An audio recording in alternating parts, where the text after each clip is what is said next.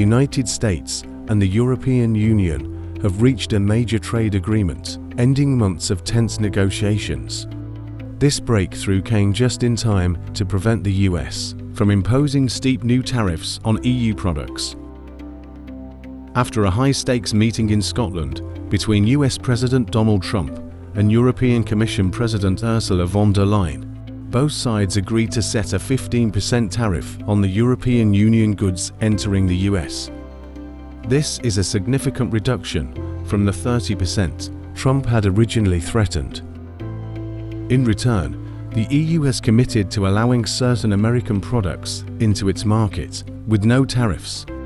Trump praised the outcome as a historic deal, saying it would benefit both economies and strengthen the transatlantic relationship.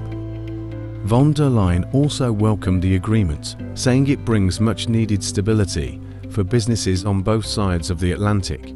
She emphasized that the deal helps correct a trade imbalance with the US and provides clarity for companies trading internationally. While the agreement lowers tariffs on European cars, pharmaceuticals, and semiconductors, it keeps existing US tariffs on steel and aluminium unchanged.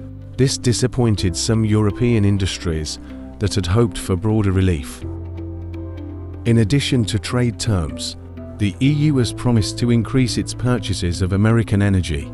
Trump announced that Europe will spend $750 billion more on US energy products and invest $600 billion in the American economy over the next few years. The European Commission confirmed that it plans to buy an extra $250 billion worth of US energy products annually until 2027. Von der Leyen said the deal secures the EU's access to its biggest export market, though she acknowledged some sectors may struggle with the new tariffs.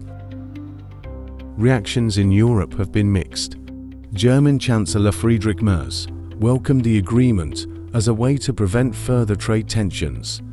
He said Germany's economy, especially the car industry, benefits from reduced US import taxes. However, he said Germany would face substantial damage from the tariffs, but we couldn't expect to achieve any more. French Prime Minister François Bayrou harshly criticized the deal, calling it one-sided and dark day. He accused the EU of giving in to US pressure without securing enough in return, and said Europe should not accept what he sees as an equal treatment. Industry leaders across the continent have also voiced concerns. German trade officials called the 15% tariffs a damaging compromise, while Dutch and French ministers urged the European Commission to push for better terms in future talks. Discussions on the deal will continue this week among EU ambassadors. That's all for now from Global Pulse Unplugged. Stay sharp, stay informed, and we'll see you next time.